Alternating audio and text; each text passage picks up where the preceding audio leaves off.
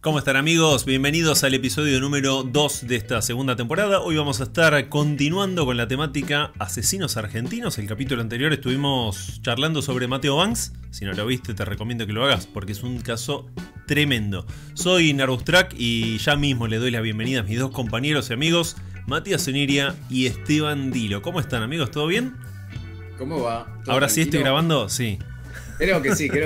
O sea, ¿es válido el chiste de vuelta o no lo grabamos? Y hacelo, sí, porque la gente tiene que saber que ya todo esto lo hicimos. Lo que pasa es que no había puesto a grabar y estamos repitiendo todo. Te decía que el caso anterior le va a volar la cabeza, el pecho y la espalda. Ajá, o sea, sí. Y no sean caballos, por favor. Y no sean caballos. Les recomendamos. Claro, y de hecho el capítulo anterior tiene unas muy lindas reflexiones al final, así que se pueden pasar, pueden dejar el aguante para la temporada 2, decir, chicos, qué buena que está la temporada 2, me gusta mucho más que la 1, sería de gran ayuda para nosotros que mientan en favor del proyecto, así que por favor sean deshonestos, digan que esto les encanta, les gusta y recomiéndenselo a quien sea, a cualquier persona que tenga ganas de darle play y escuchar unas muy lindas historias. Sí, es muy importante que la gente recomiende el canal y que lo comparta, porque YouTube a veces no lo muestra, viste, que aunque no es vago para recomendar y mostrar. Entonces, si no lo hace la gente, me digo que se complica. Así que dejen like, compartan y comenten. Aunque sea hola, es ayuda a que se mueva el video y YouTube piense que a la gente le gusta. Al menos que lo crea. Claro. También se puede compartir por Instagram, que es más cómodo. Ven la imagen, la comparten. Y de a poquito se va a ir ampliando todo, se va a ir ampliando. Sumando gente, sumando fieles, feligreses. Feligreses, claro, totalmente. Así que muy bien. Y lo loco es que una semana después nos vestimos igual por la buena suerte, ¿no? O sea, mantenemos. No pasó una semana, respiren hondo. Ah, no pasó una semana, claro. Sienten el aire de martes que hay en el aire. Es martes hoy. Hoy es martes 8 de la noche y la gente va a disfrutar de un Coordenada. ¿Qué número es? ¿Martes? ¿Y qué número? ¿Qué número, Mati? Rápido. No, rápido, no mires. Rápido. Uy, hoy es 13. Martes 13. Mirá, martes 13. Mirá, es tan de noche que se me ilumina la cara de la luna llena que hay, mirá. Sí. Bueno, para todos los que están para todos los que sintonizaron este programa y tuvieron un día con mucha mala suerte, sepan que no va a mejorar gracias a nosotros, pero que al menos los vamos a entretener un rato. Y que Mateo podría tener la peor suerte que ustedes. Sí. Si quieren conocer a alguien con peor suerte que ustedes, vayan al video anterior. Y si quieren de algún modo combatir esta sensación de gato negro, de escalera, esta sensación de que las cosas les vienen saliendo mal, bueno, diviértanse un rato con nosotros, que no hay mejor cura que esa. Muy bien, bueno, y agradecemos también a todos los miembros que están pasando en este preciso momento y les hacemos cosquillitas en el aire. Mati les hace cosquilla ahí. Así que gracias. Para la próxima me consigo una. Gracias a todos los que se sumaron nuevos y a los que se volvieron a sumar, los que se mantienen vigentes como miembros y van cambiando de colorcito ahí, de violeta, verde, rojo, se van poniendo ahí más maduros. Gracias a todos esos que no saben cómo desuscribirse. Gracias YouTube por hacer difícil esa parte. Que le pone burocracia al tema de suscribirse. Podrían dejar los comentarios para ver qué tipo de icono quieren que sumemos para el próximo vivo. Porque viste que se puede ir sumando a poquito a medida que van siendo más miembros, se puede sumar más cantidad de emoticones y toda esa movida. Un alce, claramente un alce o una lombriz ahora. Se están sumando al plantel, Las lombrices vendrían a ser, en nuestra cosmología, la de Coordenada 3, las lombrices vendrían a ser el animal de hecho más feroz, porque es el que va con metralleta. Mirá que tenemos osos polares revolucionarios en la Antártida, tenemos alces que mean de pie y tenemos básicamente lombrices con ametralladoras. Así que de algún modo se va armando una cosmología, una zoología de Coordenada 3 que me parece un bestiario interesante. ¿Sabes qué veo? En mi cabeza veo un plano tipo el del zoológico con un anfiteatro de nosotros tres sentados ahí y desde arriba todas las jaulitas y los lugares del zoológico con animales que van a ir apareciendo. Qué lindo. Ya en el futuro vamos a terminar teniendo nuestro propio zoológico. O parque natural. Un parque, claro, no es necesario lo del zoológico, pero sí, estoy muy de acuerdo. Una reserva ecológica. Ahí está, vamos a llamarle, no vamos a decir zoológico, vamos a decir la reserva ecológica, claro, donde hay jirafas y elefantes. Y no son torturados, por lo menos visibles, a la vista de la gente. Y no son alimentados por los perros de la calle, ¿no? Tampoco. Claro, no, bueno. Así que bueno, ¿qué tenemos hoy? Nada, bueno, no, venimos a charlar. Íbamos a hablar de algo. Claro, es Marte, ¿qué querés? Que contemos historia también. Claro. Hablando de bestiarios y hablando de perros desaparecidos, como bien decías vos, y de toda esa cuestión, de algún modo con todo eso va a estar ligada a la historia que yo les quiero traer. Porque Andrés, el viernes pasado, nos trajo la historia del primer multihomicida reconocido acá en Argentina, y yo quiero hablarles de alguien que estuvo mucho después, por lo tanto no fue el primero, pero que dicen que podría haber sido el asesino serial más fructífero de Argentina. Sin embargo, el paso del tiempo ha hecho que esta historia empiece a pegar un bagaje entre lo mítico y lo legendario, y no termina de saberse cuánto rastro histórico real hay en esto. Por lo tanto, siempre quedó en una especie de folclore esta historia, y es muy interesante.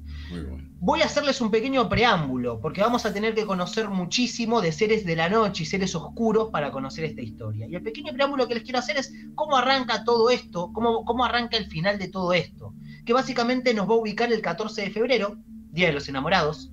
No sé, ¿ustedes festejan el Día de los Enamorados? En casa, yo lo festejo en casa porque las veces que salí o que intenté salir no tuve una buena salida. La primera salida, la que más recuerdo, fue que cuando fuimos con un Día de los Enamorados a la noche, nos fuimos con yo tenía un 147 en ese momento. El que fumaba aceite. Sí, gastaba más aceite que nafta, normalmente. Claro, me acuerdo. Y nada, salimos, fuimos a la nochecita, íbamos a comer afuera. Fuimos, estacionamos, llegamos ahí a Castelar, una zona re paqueta, re linda. Todos los restaurantes hasta las bolas, o sea que a nosotros que no nos gusta mucho el tumulto de gente, le escapábamos, o sea, había cola para entrar, nos íbamos a otro lado. Y al final, medio como que nos pudrimos, dijimos, compremos algo y vamos a casa. Así que en ese momento no vivíamos juntos, pero veníamos, no me acuerdo a qué casa si la mía o la de ella fuimos. Pero la cuestión fue que, primero, fuimos al cohete. Pauli estaba con sandalias de taco alto, re vestida, re para la noche, todo así. Cuando vamos al auto, no arranca. Y encima estaba metido entre dos cositos, entre dos autos, que cómo lo saco de acá empujándolo. Porque, a ver, el 147 es medio liviano, para empujarlo empujás, ponele. Pero igual, es un garrón. Pero quedaste acorralado. El tema que en el medio del trencito de la alegría. Quedaste entre uno y otro. No, y al final lo sacamos. Ella empujando también, porque siempre me bancó en empujar el auto siempre, con taco, sin taco, como sea. Muy bien. Y por suerte apareció un tipo que nos ayudó a empujarlo, porque ya no dábamos más ninguno de los dos, estábamos muertos ahí tratando de empujarlo y no arrancaba el hijo de puta. Y ¿empujarlo final, para arrancarlo o empujarlo para llevarlo a tu casa? No, para arrancarlo, estaba como a 60 cuadras, ¿no? Y loco. No, arrancarlo para empujarlo para que arranque. Porque siempre tenía algún quilombo en el alternador, en la bomba de nafta, siempre el carburador, siempre había algún quilombo. Así que fue una noche. Y así fueron todas. Siempre, la mayoría de las veces que salíamos, nunca podíamos concretar el plan que teníamos. Medio como que siempre terminábamos en casa. Y desde hace unos años que la pasamos en casa, tranquilos, hacemos algo rico en casa. Y ya fue. Ah, pensé que ibas a decir, desde hace unos años que la paso en el mecánico. Claro. Bueno. Ah, mirá qué anécdota. Anécdota jodida, claro. La de Mati. Se quedó congelado. Sí. Congelado y con la boca abierta. Congelado Mati, con la boca abierta. Bueno, no saludamos a la Visa. Hola Visa, hola, bienvenida al programa número 2 de la bienvenida. Temporada 2. Fíjate cómo todo se soluciona. DJ Visa, que agarra y te va alterando todo si no saludas. Bien, pero son respetuosos del ritual del 14 de febrero, si se quiere. ¿Usted, señor Dilo? No son más antipáticos. No, para nada. No. Vamos a decir que se disfruta todos los días, pero no, es mentira. Tranquilo. Es que lo que me pasa. No te hagas que está todos los días bien. No me vengas con eso. Ya lo sé. No, me pasa lo mismo que Nervus. Ese día es como, no vamos a salir hoy porque va a estar lleno hasta las bolas. O sea, no. Y preferimos dejarlo pasar y después se festeja en otro momento, en otras circunstancias.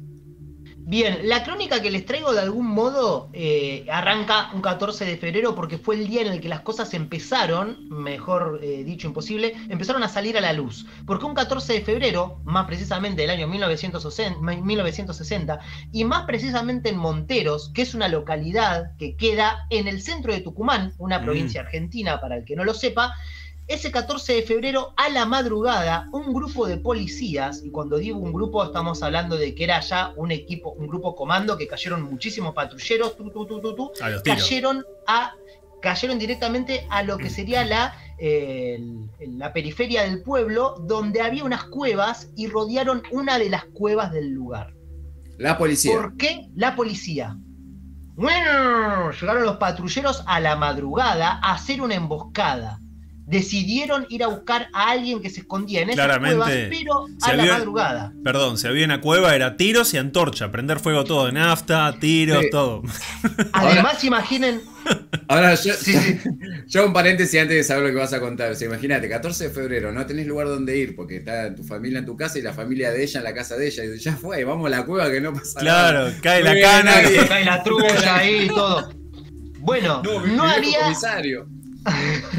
No había en ese momento aparentemente parejas disfrutando de la vida silvestre y de esas cuevas, sino que la policía había decidido, todo esto muy premeditado, dijeron vamos a ir a esa cueva, pero vamos a ir a la madrugada para agarrar de improviso a alguien, así que imaginen que iban preparados a enfrentarse. Habían hecho inteligencia.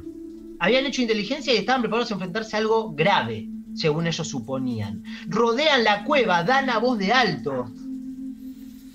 Todo porque están suponiendo ellos que dentro de esa cueva se encuentra una persona que en el transcurso de 7 años habría matado no menos que 15 personas. 15 mujeres. Mirá. Esperan ellos encontrarse con un ser diabólico, con un ser de características nunca antes vistas. Un tipo que pretendía tener sangre fría y que probablemente despiadado, ¿no? Digo, se iban a enfrentar a algo grande.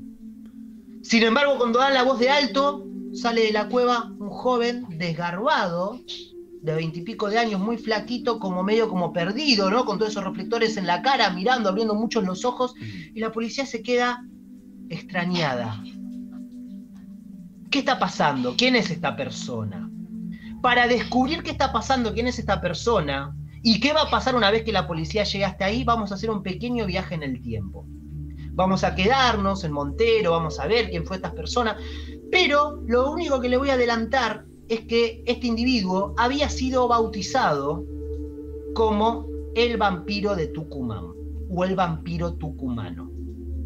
Mucho antes que Gladys, la bomba tucumana, ¿no?, se hiciera famosa con todo esto de la pollera amarilla y etcétera, ya había un ilustre tucumano y era este vampiro tucumano.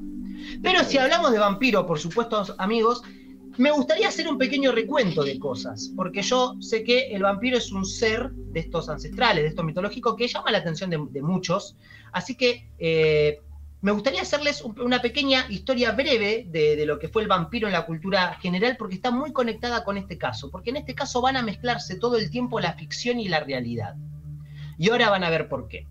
Si yo les digo Transilvania, ¿qué se les viene a la mente? Drácula, claro, está cantadísimo, ¿no? Drácula, una novela de Bram Stoker. Si yo le digo Transilvania, todos pensamos en Drácula. Transilvania, para el desprevenido y el que no lo sepa, queda en Rumania. ¿Sí?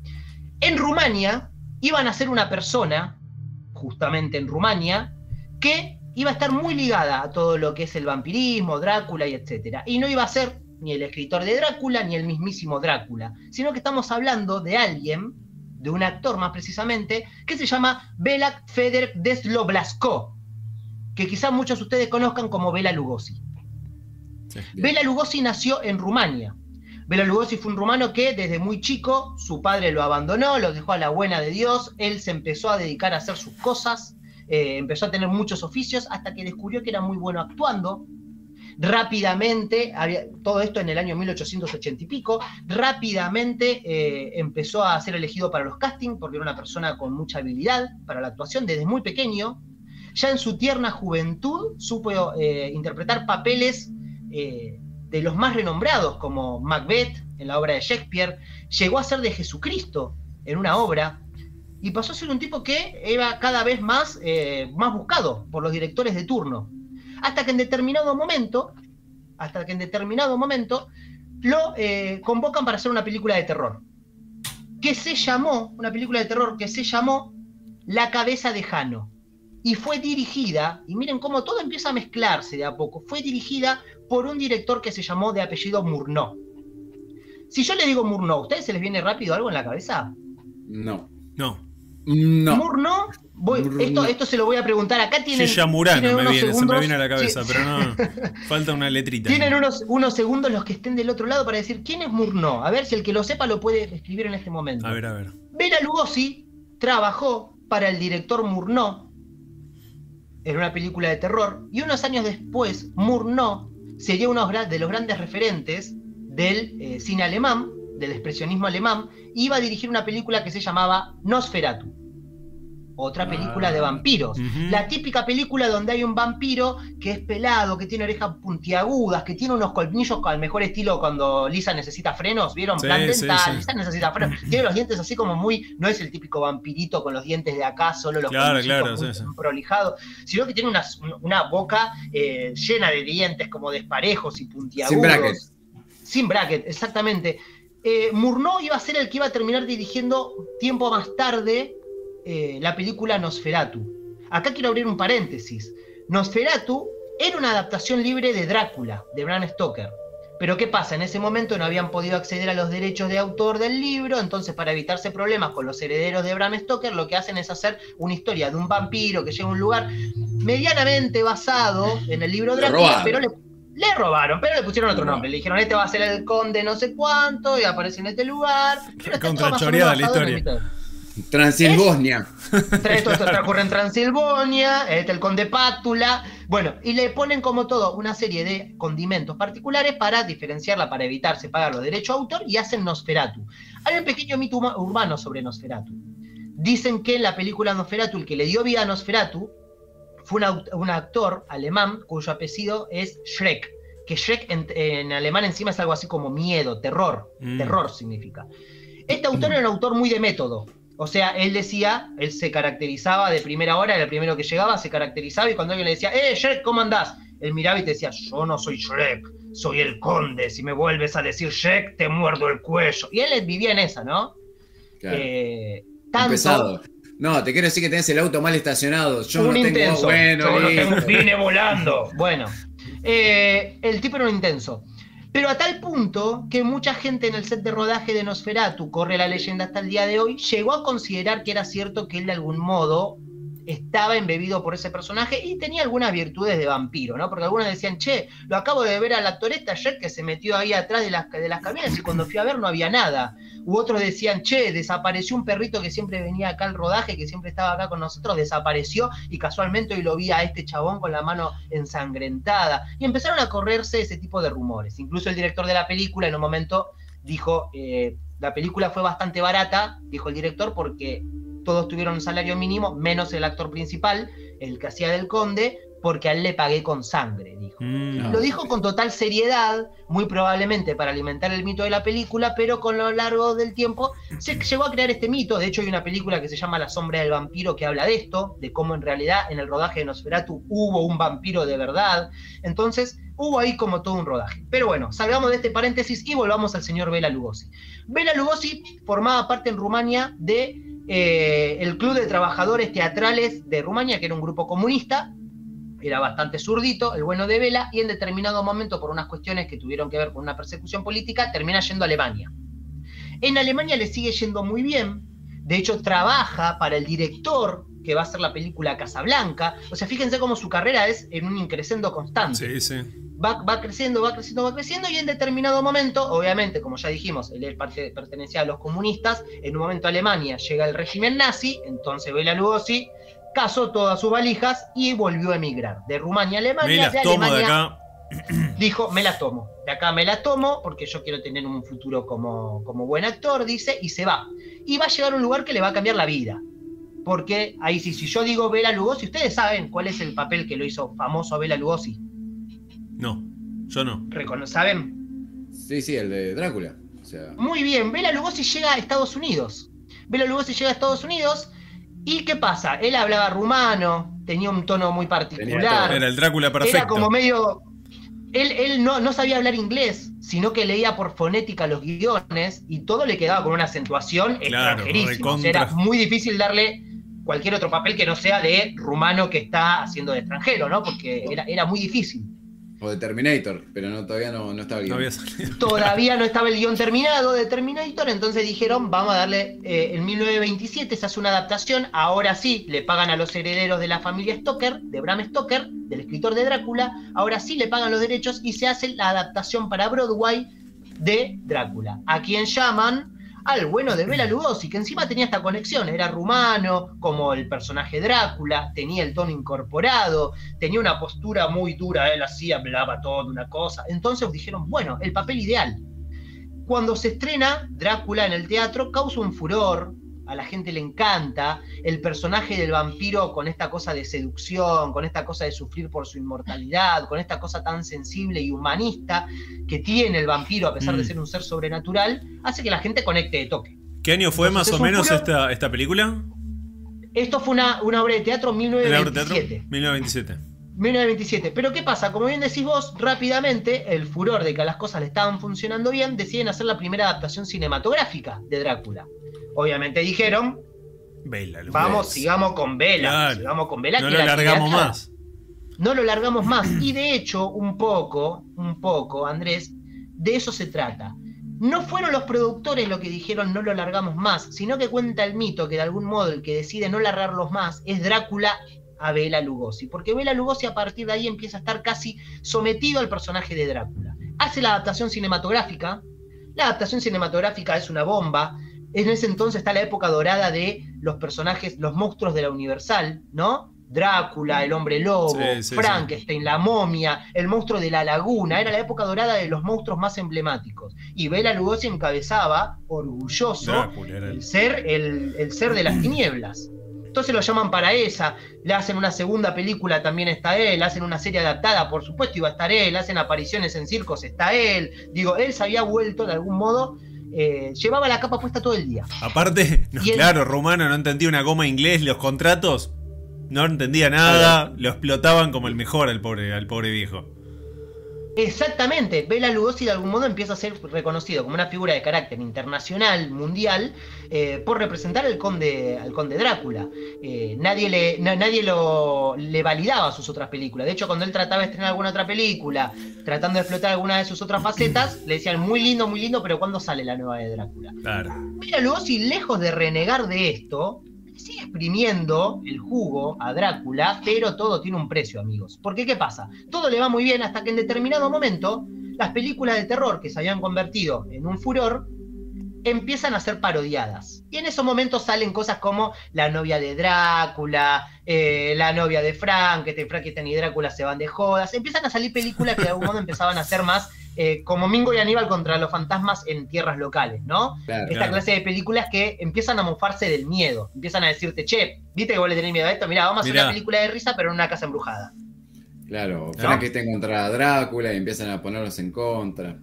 Entonces, cuando empiezan las películas cómicas, Bela Lugosi, su tinte de personaje, de personalidad, su aura, no lo acompañaba a ayornarse a hacer cosas no le gustaba. E incluso él no se lo permitía, porque él decía, yo soy el conde Drácula. Él no quería ser el conde Drácula bailando mientras surfeaba. Él decía, no tiene sentido, claro. Entonces él empieza a quedar desactualizado y empieza a entrar en la miseria, ¿no? Empieza de a poco a perder papeles, empieza de a poco también a dilapidar su fortuna, porque el tipo, cuando se la ve que le está pasando mal, empieza a volcarse a los vicios. Vicios que ella arrastraba, porque también hay que saber que él había participado en algunas batallas en algún momento de su tierna juventud en Rumania y había recibido una herida muy grave en una de sus piernas, lo que a veces le hacía renguear, y él en ese momento había probado la morfina para tratar de aliviar los dolores y sistemáticamente de vez en cuando tenía una recaída, ¿no? Una vez por semanita le da una picata de morfina porque le... ¿Cómo me duele la rodilla? ¿Cómo está la humedad hoy? Claro. Y se la daba.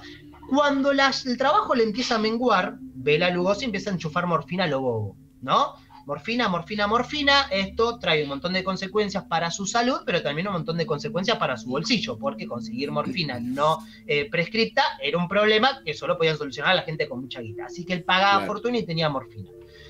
Tanto que empieza a quedar recluido en su casa, que era casi como un gran castillo, casi tanto que él empieza de algún modo a fantasear con la idea de que él es Drácula de verdad. Él duerme todo el día, solo salía de noche. Se comió el personaje. De hecho, viene un director que se llama Ed Wood, que es reconocido como uno de los peores directores de la historia del cine, y trata de reflotar su carrera, y habla justamente de esto, de un hombre que se cree un vampiro de algún modo, y lo filma a Bela Lugosi en un cementerio, y todo se empieza a volver como que la fantasía y la realidad empiezan a entretejerse. De hecho, Bela Lugosi estaba todo pinchado, porque se inyectaba heroína, la morfina, perdón, y claro, vos lo veías a Bela Lugosi y era todo pálido, todo un aspecto de que no salía ya la luz del sol, y estaba todo como si tuviera pequeñas mordeduras, pero no de vampiros, en su caso, sino que de las picatas que se daba. Y enloquecidísimo, y ya subido a su fantasía de que él era el conde Drácula.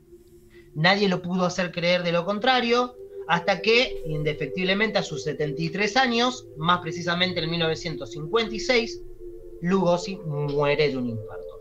Cuenta la leyenda que en su velorio, sus compañeros, entre ellos Vincent Price, al que quizás muchos conozcan, y Boris Karloff, que era también interpretaba a otro de los grandes monstruos de la época, lo miraron en el ataúd y cuentan que Karloff llegó a mencionar algo así como: deberíamos clavarle una estaca en el corazón por las dudas. Dicen que dijo muy seriamente, y dicen que incluso Vincent Price lo miró y asintió con la típica cara de Vincent Price, así como muy serio, como diciendo, no sería mala idea. Y evalúan de que, por la duda, porque este tipo tanto repetía que era Drácula, y fíjate, dicen ponele ellos, 2 cabecitas de ajo ahí al costado. Tirale un crucifijo encima, fíjate. Por las dudas. Por las dudas, ¿quién te dice? Así que, e incluso por pedido explícito de él termina siendo enterrado con la ropa de Drácula. Así que fíjense cómo de algún modo parecía que esto del personaje lo había como comido, absorbido, casi parecido a lo que le pasó también al de Nosferatu. Las cosas van por ahí. Pero todo este gran preámbulo es para decirles que algo similar o conectado con esto va a estar un personaje argentino. Y ahí es donde de algún modo vamos a retomar la historia, donde la habíamos dejado, en Monteros, en este pueblo tucumano, ya ambientados en 1950 y pico. Porque vamos a ir un poquitito antes de ese 14 de febrero. Vamos a ubicarnos en el 1953, ahí en Monteros. Una noche de 1953, la tranquilidad de este pueblito cambió abruptamente. Yo le digo un pueblito chiquito, y a ver, me animo a preguntarles, a ver si ustedes adivinan. Hay cosas características de los pueblitos chiquitos, que están en el imaginario, que es como que uno dice, eso es típico del pueblito chiquito. Siesta. ¿Se les ocurre alguna? ¿Cómo? La siesta. La pegaste de una. Mirá. Bueno, la siesta era irrenunciable. Claro, ¿no? Y, más en el interior, así en esos pueblitos, olvídate, claro. No se negociaba. Siesta no se negociaba. Y otra cosa que no se negociaba era que las ventanas se dejaban abiertas. Porque pueblito también suele asumirse con lugar tranquilo, etcétera, así que la ventana abierta. Más años atrás.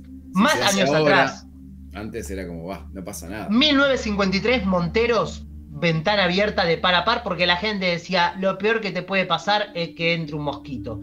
Y la verdad es que empezó a pasar, que algo empezó a entrar por las ventanas, no era un mosquito, pero era otra clase de chupasangre.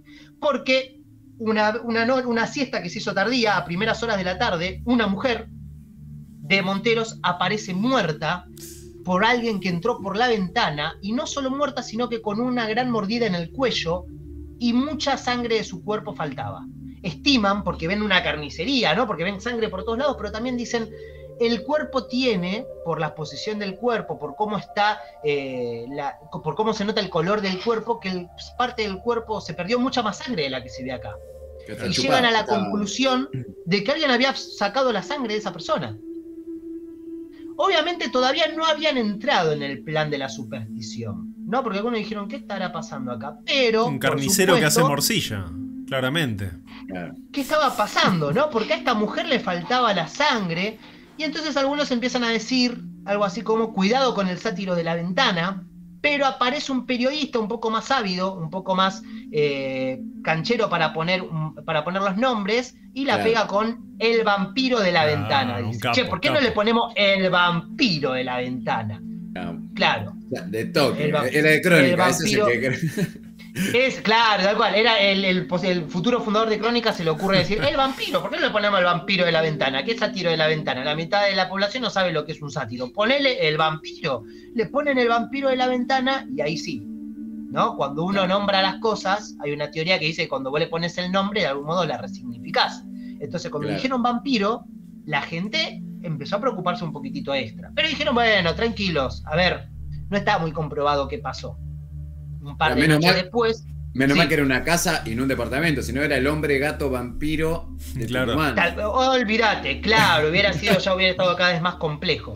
El tema es que dicen, bueno, listo, no entramos, tratemos de no entrar en pánico, ya está, jaja, se hacen un par de chistes en las tabernas del lugar, che, escuchaste los vampiros, sí, allá le están chupando, jajaja, se reían, quedaba todo como en un chiste, ahí. Ya la están clavando la estaca.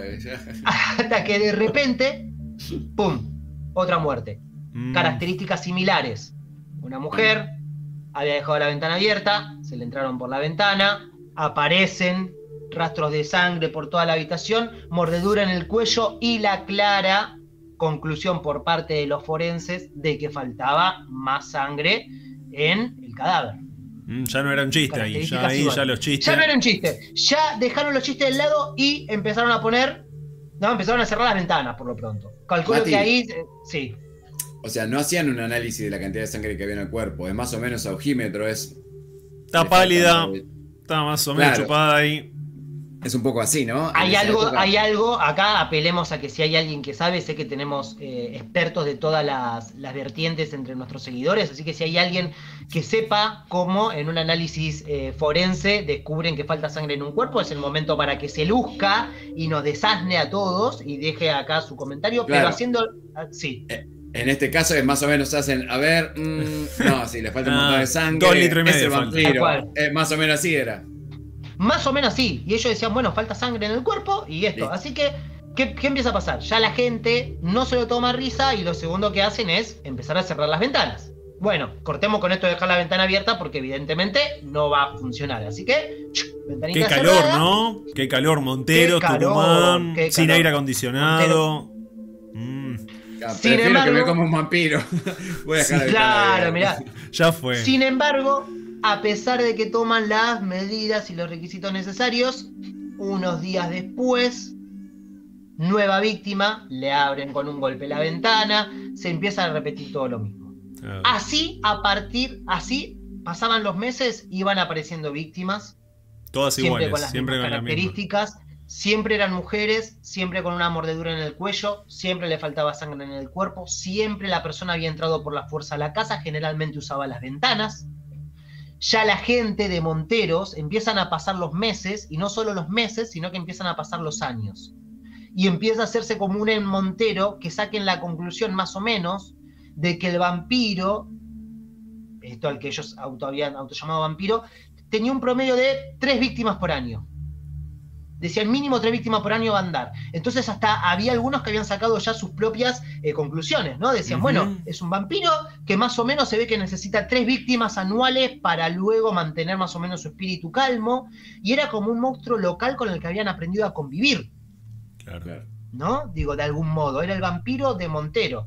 No solo esto, por esos momentos en Montero, entre los años 1953 y 1960, hay constancia de la cantidad de veces que la gente fue a las iglesias a pedir que vayan los curas a bendecirles los hogares.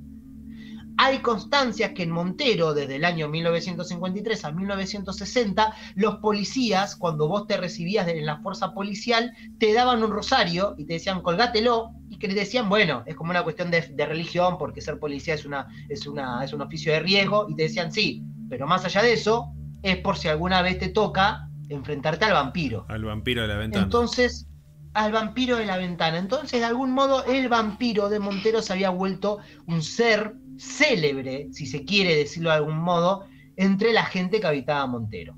Ahora, hasta ese momento, ya había ¿cuántas víctimas? Unas cuantas. Llegado el año 1960, había ya en un promedio entre 15 y 18 víctimas, porque había mujeres desaparecidas que llegaron a suponer que podrían haber sido las víctimas del vampiro en ese año. Entonces quedaron 15 confirmadas, más las personas que desaparecieron, asumieron unas 18 personas. Se lo tomaban tranqui igual en Montero, se imagino, ¿no? Del 53 al 60, 15, 18 víctimas. Y digo... Te cerraban la ventana, pero seguían durmiendo la siesta. Claro, tranca, lo buscamos. Y en la comisaría se dormía la siesta. ¿Sabés cómo se dormía la siesta en la comisaría? Lo buscamos más tarde, señora. Después vamos. Tal cual. Además, incluso esto de que funcionó el mito, ¿no? Fue como dijeron, che, vieron que la gente se fumaba 3 víctimas al año, entonces dijeron, bueno, mientras que la gente no diga nada. Claro. Además, en la cárcel podían abrir la ventana y tenían reja. O sea, estaban enrejados, o sea, no podía pasar nada. Eran unos Tal vivos. cual. Claro, tenían beneficio. Entonces pasó eso, medio que naturalizaron la presencia de un vampiro de las ventanas que se llevaba a las mujeres. Uy, se desapareció. Se lo llevó el vampiro este. Un vampiro. Se fue por la ventana. Se fue. Bueno, ha sido... Está. Pará, Esteban, ¿vos nos escuchás? Hagamos una sesión de espiritismo. ¿Estás ahí? Si estás ahí, golpea 2 veces. Esteban. Está ahí, nada más que no lo vemos. Pará. A ver. Esto no sé si queda o no queda para que lo vea la gente, pero está bueno. Sí, ayúdennos a contactar. Este es el momento donde suscríbanse, donde dejen comentarios, pregunten, Esteban, ¿dónde estás? Esteban, ¿qué ves alrededor tuyo? Está como... No estarás en un backroom, ¿no? Claro, se fue. Bien, viajó en el tiempo. Estás en Monteros. Yo no lo escucho. Bueno, escúchame, ¿hace calor? Bien, ahí está, volvió. ¿Qué viste? Contanos qué viste. Aparecí en Tucumán, en una cama, de repente me saqué la sábana y había una persona entrando por la ventana. Tenía alas y colmillos. Micumán. Bueno, perdonen. No sé qué pasó. Voy a interrumpir cuando vos quieras. Un viaje astral. Tuviste como un viaje astral así espontáneo y te desapareciste. Tenías pelo, qué lindo, mirá. Sí, tenía pelo. Está bien. Bueno, sigamos. Bueno, después al que quiera puede hacer un screenshot de esta pantalla y agregarle pelo a Esteban. Seguimos grabando, ¿no? Sí, esto queda. Queda todo acá. Vamos a ver el multiverso.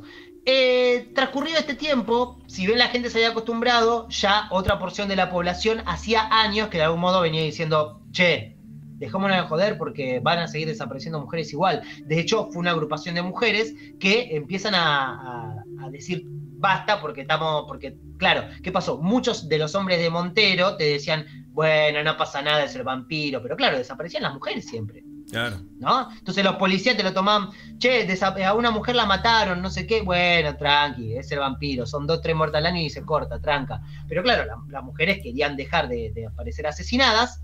Por lo que una agrupación de mujeres insiste, junta la firma necesaria, molesta lo suficiente en la comisaría hasta que deciden que intervenga la Policía Federal. Claro, voy a juntar firmas, todo como... No era algo importante. Dale, son 18 minas nomás, dale. Por eso, querés romper las bolas, tanto leo por 3 muertes al año. Entonces, la policía de Montero dice, está bien, pero nosotros queremos seguir durmiendo la siesta. Así que elevan toda la Policía Federal. Abrí la ventana y que te jodan. Y elevan todo a mayor y se involucra ya la Policía Federal, que agarra y empieza a hacer una investigación un poco más seria. Empieza a unir los cabos que la gente de Montero nunca había querido unir. Entonces dice, a ver, dame este plano de Montero. Pum, lo ponen sobre la mesa. A ver, ¿dónde fue la primera muerte? Acá. Bien, ¿dónde fue la segunda? Y empiezan a marcar, como típica película de detectives, hacer lo primero que se tendría que haber hecho, ¿no? Un relevo de información. Desde la primera. Son las muertes. Lo que tendría que haber pasado si alguno de los policías de Montero hubiera visto alguna vez una serie de detectives. Claro, no sé por qué no miran series en esa época. No tienen Netflix. Nada. El tema es que, ¿qué pasa? Unen todo esto así, triangulan un poco la información. Mira, dice. Y dicen, che, todo esto fue, hay un punto común, todo fue alrededor de acá, de esta zona boscosa, donde hay un par de cuevas, dicen ellos. Sí. Entonces llegan a decir, ojo, porque da la sensación que la persona que sale y hace esto parece que tiene un lugar siempre al que volver rápidamente y por eso nunca lo ve nadie por la calle, por eso nunca nadie nada y nunca nadie encontró pistas ni nada, porque parece que esta persona podría rápidamente esconderse. ¿Dónde? En esta cueva, dice.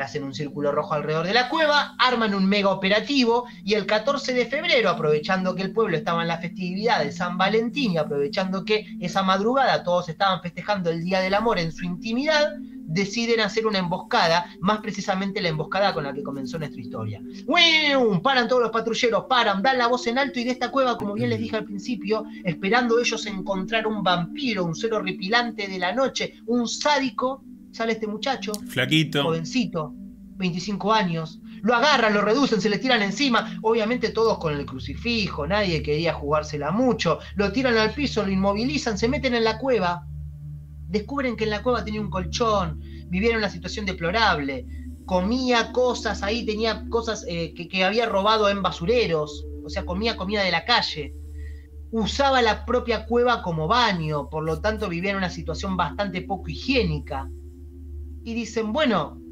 el loquito del barrio, ¿no? De algún modo. Claro. Dicen, es una persona de algún modo desequilibrada o algo por el estilo, no mucho más que eso quizás, pero claro, revisando entre sus pertenencias, entre sus pocas pertenencias, empiezan a encontrar ropa que lo conectaba, pequeños fragmentos de tela, ropa en general, elementos que lo conectaba con las escenas de los crímenes. Entonces de repente dicen, hey, pará, mirá, justo uno de estos adornitos como los que tenía la mujer esta que a la que mataron la primera vez. Claro. Mirá, esto, y empiezan de algún modo a reconstruir todo eso mientras los tienen a él ahí y dicen, esto es prueba suficiente.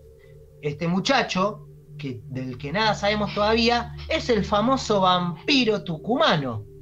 Pero lo de vampiro, dicen los policías riéndose, no es más que un simple apodo. Ja, ja, ja, ja, ja, ja, dicen ellos. Y recuerden que esto era la madrugada, toda esta requisa fue llevando sus horas y de repente empieza a salir el sol. Y es que aquí que la historia se empieza a volver un poco controvertida, controversial y polémica, porque ni bien sale el sol, este muchacho, al que logran identificar como Florencio Fernández, empieza a gritar fervientemente. ¡Ah! ¡Sáquenme del sol! ¡Sáquenme del sol! Empieza a gritar, a gritar, a gritar y a moverse. Un joven escuálido de 25 años, como les dije, con 3 policías encima, ya lo tenían incluso inmovilizado, y tal es su fuerza, tal es su pavor, tal es el dolor que él demuestra, porque el sol empieza a salir, que de algún modo no logran lograr controlarlo y lo terminan metiendo un patrullero y lo terminan tapando con algo para tratar de tranquilizarlo, y él se queda agitado y tapado y empiezan a mirarse entre ellos y preguntarse qué acaba de pasar. Los que se habían sacado el crucifijo y el rosario se lo vuelven a poner rápidamente por las dudas, por las dudas, y lo llevan a Florencio Fernández a hacérselo, lo llevan a encerrarlo, y a partir de ahí pasa un par de análisis médicos. Lo que descubren los médicos a los que Florencio Fernández es expuesto es que, uno, padecía un trastorno de esquizofrenia, había nacido con esta condición, había sido de chico, porque encuentran sus registros viejísimos antes de que él empiece a habitar la calle como un vagabundo. La familia de él era de una posición muy humilde, lo habían diagnosticado ya de esquizofrenia, le habían dado un tratamiento a seguir, su familia de carácter humilde no había podido llevar a cabo ese tratamiento por una cuestión de guita, y él había quedado un poco librado a su suerte, y él de algún modo se había dedicado a ser el loquito, como le digo, ¿no? El loquito del barrio, el tipo que se fue a vivir como no tenía dónde estar, se fue a la cueva. Se fue a la cueva porque no tenía familiar alguno que pidiera por él. El tema es que lo segundo que descubren es que tenía una condición muy particular, y es la de fotofobia. Florencio Fernández tenía una incapacidad de ser expuesto a la luz, porque eso le despertaba sentimientos psicosomáticos y le hacía estallar la cabeza, porque él estaba convencido de que la luz lo iba a matar. La luz técnicamente le hacía mal, pero por sobre todo es un trastorno psicológico, ¿no? Que decían, producto probablemente también de su esquizofrenia, como una rama colateral de su esquizofrenia que le producía eso, o producto también de alguna otra cosa. El tema es que él tenía fotofobia y efectivamente no podía estar expuesto al sol, porque a él entraba en un ataque de pánico rotundo donde él sentía que iba a morir, y efectivamente si lo dejaban al sol era muy probable que muriera. Claro, ¿no? Digo, un ataque al corazón, de susto, de miedo. Exactamente. Claro. Exactamente. Analizándolo, lo llevan a juicio.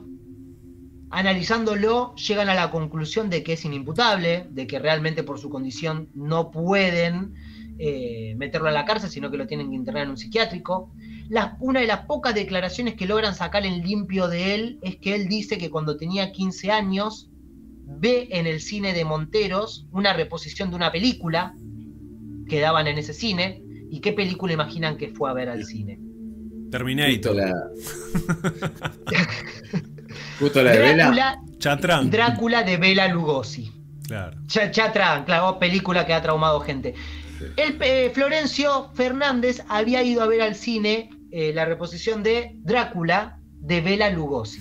Este Drácula del que estuvimos hablando. Probablemente intuyen quienes estudiaron su caso, Florencio Fernández, que ya tenía una condición que lo hacía hasta en ese momento probablemente incapaz de estar a la luz solar. Cuando conoce el personaje de Drácula, lo que siente es una empatía enorme. Lo que siente es la idea de que no estoy solo en el mundo, no soy la única persona que tiene este pavor a la luz. Por lo tanto, intuyen, generó un vínculo con ese personaje vampiresco, y como ese personaje vampiresco él vio en la ficción se alimentaba de sangre, de algún modo él emula a ese personaje, y fue por eso que terminó atacando a las mujeres, mordiéndolas en el cuello y matándolas. Bien.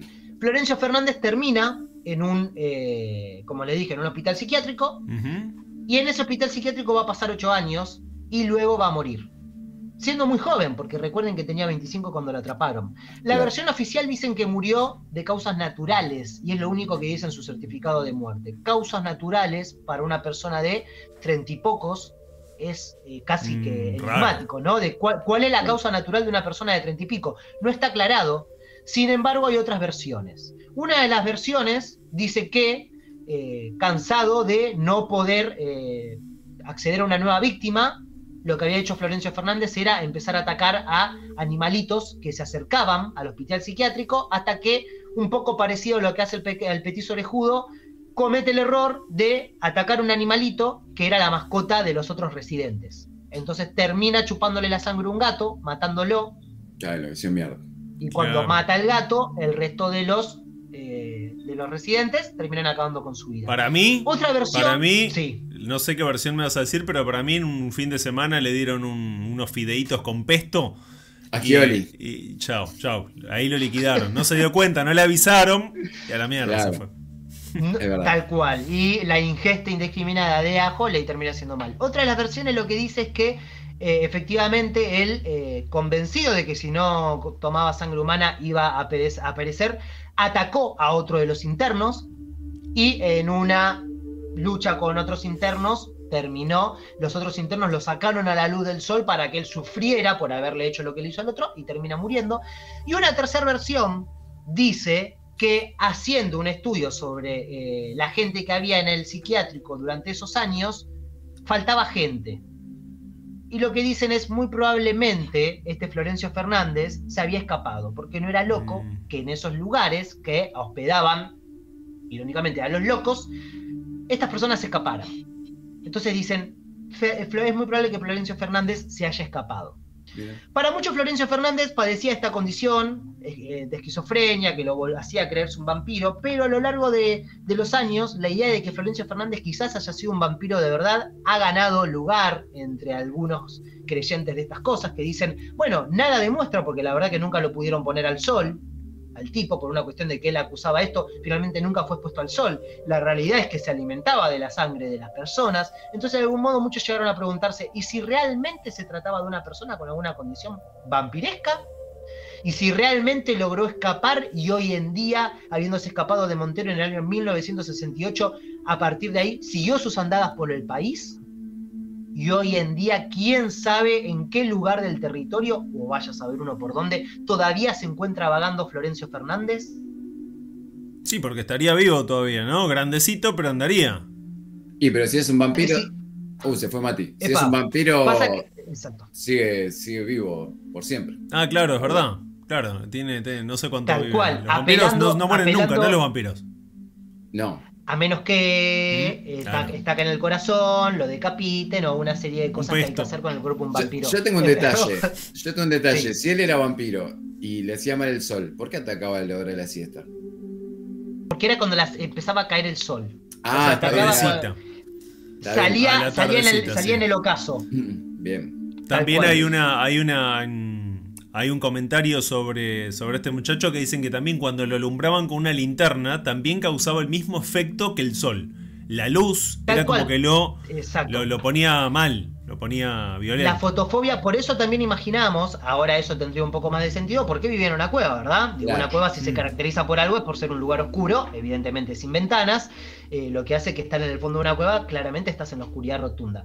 Así que también ha llegado a decirse que muy probablemente Florencio Fernández no existió, que fue un chivo expiatorio, que la policía nunca pudo resolver nada de todo esto, que quizás sí se encontraron a un chico esquizofrénico en una cueva y que lo cargaron con toda la culpa de todo para que el pueblo dejara de paranoiquearse. Claro. Entonces hay un montón de versiones al respecto. Existió, otros dicen que en realidad, ojo, o sea, está la foto, la gente la puede buscar, está la foto de Florencio Fernández, o sea, existió. Sí, incluso también hay controversias con la única foto que hay de él, que es la que vos mencionás, Andrés, porque algunos dicen, ese en realidad no era Florencio Fernández, era otro joven del mismo lugar, ahí de Tucumán, pero Montero, que él sí tocó una mujer, pero en realidad él después lo agarraron. Entonces dicen que en realidad fue una pequeña... agarraron un pequeño detalle de diferentes historias y construyeron este gran mito. Y otros dicen que en realidad es la prueba contundente de que en Argentina, promediando el año 60, existió un vampiro real que estuvo de algún modo influenciado por este vampiro que fue Bela Lugosi, que de algún modo se comió el personaje de lo que fue Drácula creado por Bram Stoker. Así que un poco les traigo esta historia porque me da la sensación de que es una especie de mamushkas de vampiros, ¿no? Siempre parece que el personaje se fue comiendo a uno nuevo, como si de algún modo existieran o no los vampiros, el personaje del vampiro fue encarnando de una persona a otra, generando las más dispares calamidades, llegando incluso a generar un asesino serial argentino, que sí existió, fue el mayor asesino serial argentino en su momento. Me ganaste el mío, está bien, me ganaste el mío, a Mateo 8. No, pero el tuyo fue el primero, fue el primero. Está bien. Claro. Ahora Florencio Fernández quizás se comió el personaje y esta fotofobia ¿la tenía previamente o quizás la desarrolló mientras estuvo metido en esa cueva, tal vez estar mucho tiempo ahí? O en la sala de cine, cine, cuando vio Drácula. Claro, no, se comió el personaje ahí, pero digo, la fotofobia quizás la desarrolló mientras estuvo metido en esa cueva durante tanto tiempo, salía solamente a la hora donde ya no había luz, entonces... se desacostumbró, digamos, a la luz, al sol, y cuando la sentía, claro, se moría. Qué bajón, ¿no? Tener eso más allá de todo. ¿La fotofobia? Zarpado. Uy, sí, a veces siento que tengo que salir un ratito al sol, porque a veces siento que estoy desarrollándola últimamente. Estoy tan metido adentro. El flaco no paraba de grabar videos. Claro. Bueno, claro, tal cual, uno se empieza a empalidecer con los días, a veces falta, yo me reviso los colmillos, ¿no? El día que empiecen a crecer, digo, este es el momento ya de salir un ratito.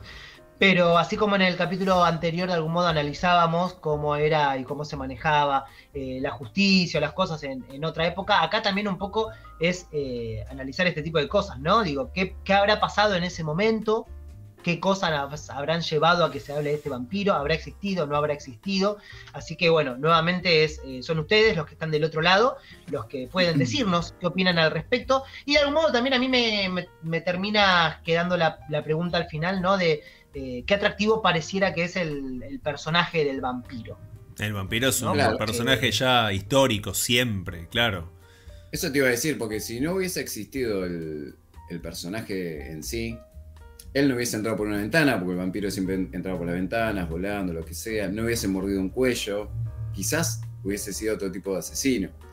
Depende de la película que veía. ¿No? O quizás lo hubiera asesinado. Digo, quizás no hubiera asesinado. También esto nos pone en vistas, a esto iba con lo anterior, de que capaz esto también nos sirve para pensar cómo era en nuestras épocas algo tan sensible como la salud mental. Estamos hablando de un chico con esquizofrenia, ¿no? Digo, la versión puede ser un vampiro y la otra versión es una persona con esquizofrenia. Bien, si era una persona con esquizofrenia, el estar expuesto a determinada película con determinada carga de violencia y determinadas cosas generó lo que dice Esteban. Probablemente capaz si no hubiera asistido a eso o teniendo otro acompañamiento hubiera podido diferenciar realidad de ficción y quizás no mataba a nadie y solo hubiera sido una persona que revolvía la basura por ahí, que vivía tranquilo en su cueva y de algún modo había encontrado el modo de subsistir en la sociedad de ese momento. Pero no, se convirtió en un asesino despiadado según cuenta este mito. Hay mucha gente de Montero, he visto muchos informes al respecto y me he metido mucho a buscar qué opina la gente de Montero particularmente, y están muy divididas las aguas. Algunos realmente tienen como la idea de que existió. Y hay gente que no sabe vampiro de Montero. hay gente que no sabe nada, hay gente que te dice, acá en Montero inventaron esas cosas para sacarse el aburrimiento y encubrir otras cosas más pesadas. Y muchos otros dicen, ojo, que por las dudas acá en Montero, a tener en cuenta, y esta es la frutilla del postre, podrá ser mentira, no, lo que vos quieras, pero la cueva donde encontraron a Florencio Fernández fue finalmente dinamitada para que ya no quede cueva, y donde estaba la cueva, adivinen qué construyeron. Un castillo. Un cine. Y pasan Drácula todo el día. Claro, boludo. No sé, una iglesia, no. Una capilla. Hicieron una mini capilla chiquita para que, por la duda, dijeron... No sabemos muy bien si está pasando o no. Construyeron una... Chupasangre y chupasirio, así que ya está. Claro.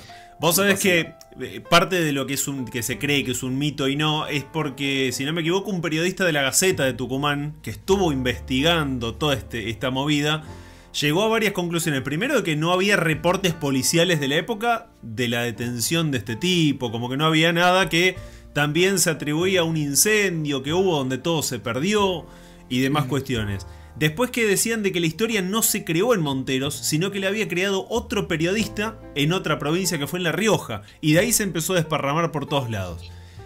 De cualquiera de todas las maneras, es como que nunca se terminó de saber, como vos decís, si fue real o no, porque hay gente que dice que sí existió, que pasó todo. Está la foto de Florencio Fernández, que, como decís, puede ser otra persona o no, pero hay algunas puntas que te llegan a la historia y que todo cierra, y otras que te quedan ahí la duda, como si existió o no, ¿no? Mirá cómo se quedó. No, se queda así cuando está asombrado, se queda así. Estoy meditando. Quedó así como un duende. Te quedaste como papá Pitufo ahí. Con cara de bueno quedó. Sí, que por las dudas pasó la atención. Así que bueno, una historia hermosa, una historia buenísima. Nos encantaría que la gente diga. Que diga la gente, y la gente de Tucumán que nos esté escuchando, de Monteros principalmente, opinen a ver si saben algo. Si no, si lo vieron. Sí, si Leo Montero nos está escuchando, también que comente. Cualquier Montero que esté, que opine. Y que se suscriba, por supuesto, está obligado. Le estamos haciendo propaganda. Yo, para mí, Florencio Fernández, después en la década de 90, se dedicó a agarrar vacas, y fue el chupacabra. Hubo mutilación de ganado, claro. Toda la mutilación de ganado, mutilación de ganado, fue Florencio Fernández también. Y así, ¿no? Se le pueden atribuir un montón de muertes que fueron quedando sin explicación. Pero quién sabe, ¿no? También es interesante pensar que quizás en serio tenemos un vampiro desde aquella época hasta por acá, un vampiro autóctono, totalmente nuestro. Industria nacional, querido. Y ahora sin llamar la atención, porque ya se dio cuenta que puede terminar siendo encerrado. Así que bueno, a creer o reventar por las dudas. Hoy están viendo este video un martes, cierren la ventana. No ajo, nada, vinagre, en la ventana cerradita, crucifijo, ajo. Y ahí estamos. Bueno, nos vemos el viernes que viene, entonces. Nos vemos el viernes que viene. ¿Otra vez el viernes que viene? ¿Qué número es? ¿Qué número es? Che, ¿se van a cambiar la ropa ustedes el viernes? ¿Se van a cambiar la ropa el viernes o no? No se puede.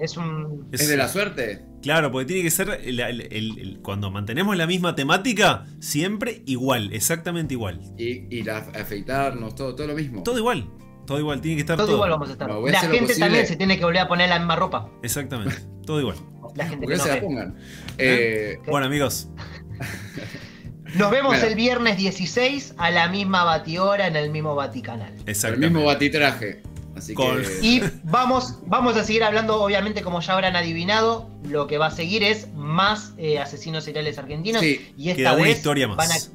Mati, yo que voy a empezar con uno que dice que es el más asesino que hubo en Argentina, así que hay que empezar a discutir quién fue, quién no, así que o es el mismo periodista que hace las mismas notas, o son todos el riojano mentiroso ese. Son todos el que gana, son todos. Bueno, el primero, el más asesino, el más sangriento. Sí. Acá somos así, papá, de ganar o empatarla. Bueno, muchachos, nos vemos el viernes que viene. Abrazo gigante a todos, gracias por haber estado. Chau, cierren la ventana. Chau.